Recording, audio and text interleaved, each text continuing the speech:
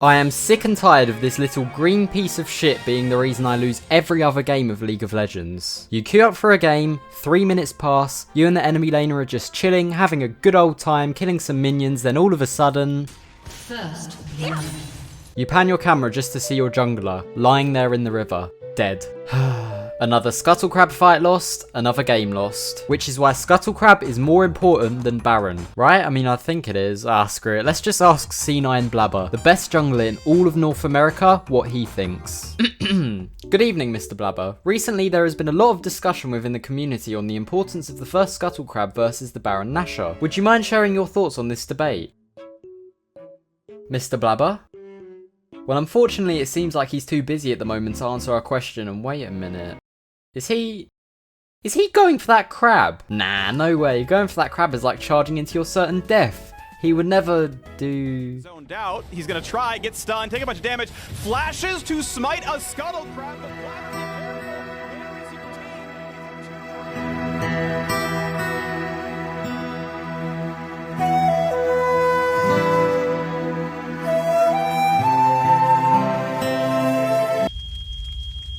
this is fine.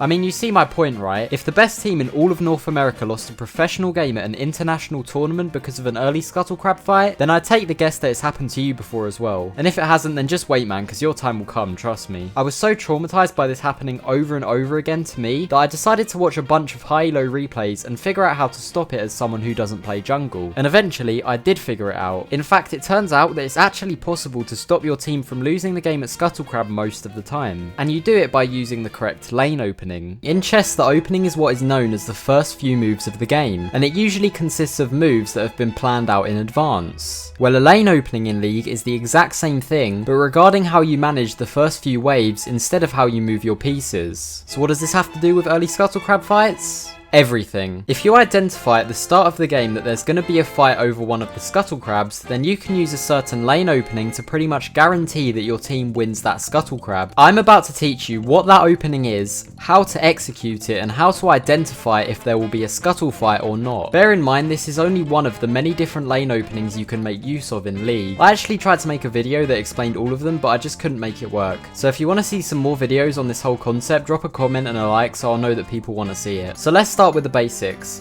Identifying if there will be a fight over the Scuttle Crab. If a jungler starts on one side of the map, 9 times out of 10 they will cross over to the other side of the map and go for that Scuttle Crab when it spawns, even if that isn't the best call to make. So what that means is, if both junglers start on the same side of the map, they're both going to go for the same Scuttle Crab. So when this happens, you need to be able to help your jungler if a fight breaks out for that crab. To identify where the enemy jungler started, you need to check which of the enemy side laners shows up late to lane at the beginning of the game, since that's an indication that they were leashing, so the enemy jungler must have started on that side. So now that you've identified that there's going to be a fight over the Scuttle Crab, you need to put yourself in the perfect position to help your jungler when it eventually spawns, and you can do that by using the lane opening. So I'm going to explain what this lane opening is, then I'm going to show you some examples of it being applied in high elo games. The Scuttle Crab spawns at 3:15, so if you want to help your jungler with that Scuttle Crab, the most ideal scenario is that you crash a wave that's as big as possible into the enemy tower, as close as you can to that time. So the best way to go about doing this is to stack as many waves as you possibly can on top of each other until the 4th wave arrives using a slow push. Then fast push the 4th wave to crash it all at once. The end result will look something like this, where the game timer is around 3:15, so Scuttle Crab is about to spawn, and you've just crashed a massive wave into tower. If you can pull this off, you'll be able to go and help your jungler with the crab, while the enemy laner will be stuck under tower farming minions. This might be a bit hard to follow at the moment. Don't worry about that though, because it's going to make much more sense when I show the examples in a second. There are a couple of different ways to go about executing this lane opening that achieve the same result of crashing a big wave into tower as Scuttle Crab spawns. So I'm going to show you 2 different examples. One example will be in mid lane and one will be in bot lane, but the role isn't really relevant to this concept, so you should watch both the examples anyway. Alright, so let's get into the mid lane example. So for this first example, we have a Syndra versus Yasuo matchup in the mid lane.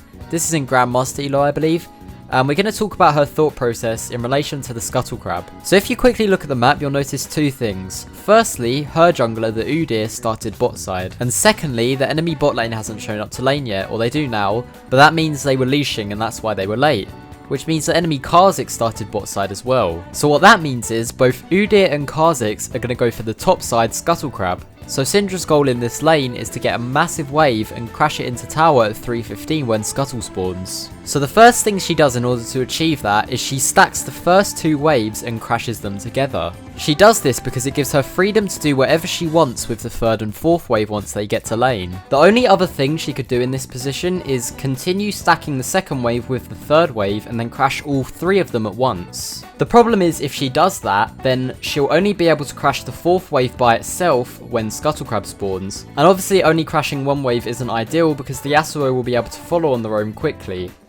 So what you'll see she does now is she takes the 3rd wave, slow pushes it, stacks it with the 4th wave and then crashes them together. So obviously to do that she's just last hitting the minions so she can push it as slowly as possible and then zoning Yasuo away from the wave so he can't thin it down. This allows her to make a huge wave and then crash it into tower at 315 when the Scuttle spawns. So now as you can see, the Udyr is able to take the top Scuttle Crab for free because Syndra is right there waiting to help him in case Kha'Zix comes to contest it. And since this is a high elo game, the Kha'Zix realizes this, so he gives up the crab completely to avoid being 2v1'd. I hope you were able to follow all that. If you couldn't, then feel free to go back and rewatch it, but the gist is, she wanted a big wave at 315, so she stacked the first 2 waves and crashed them, which allowed her to stack the 3rd and 4th wave and crash them both at 315. And in case you were wondering, the reason she doesn't stack all 4 waves together is because it's physically impossible. If she tried to do that, it would push naturally too fast and crash into the tower too early. The important thing you should take away from this is that because both of the junglers started on the same side, Syndra wanted to crash a big wave into tower at 315 to support her jungler and secure the crab. So what you just saw in the example with all the stacking waves and all that stuff was just one way of achieving that. Now let's take a look at the bot lane example. In this example they do it in a different way to how the Syndra did it, but both ways of doing it can be used in any role. So in this example we have a Caitlyn and Karma versus Graves and Shaco. In this one both of the junglers start on the top side of the map. So just like in the last example, both of the junglers will go for the same crab. In this case the bot side crab. So Caitlyn and Karma want to crash a big wave into tower at 315 so they can go and help their jungler in case a fight breaks out. As I was saying earlier, the concept for this lane opening, whether it's in mid, bot or top, is the exact same thing. So why am I showing this example? Like, what's the point? Well, in the last example, the Syndra was playing against the Yasuo, and in that matchup, the Yasuo is pretty much just useless in the early stages. Like, he can't do anything in that lane. And if you think back to what was happening, the Syndra was doing whatever she wanted to the wave, and the Yasuo couldn't do anything to stop her. Well, in this case, the Graves and Shaco can actually kind of contest the push a bit. Of course, the Caitlyn and Karma are still going to push harder, but they can't just do whatever they want to do like the Syndra could. So what you're going to see is they are still able to crash a big wave at 315 to help their jungler, but they go about it in a different way. So pretty much do what the Syndra did when you have a completely free lane, but when you have a winning lane, you should go for what you're about to see here. Alright, I'm just going to rewind a sec because a lot of this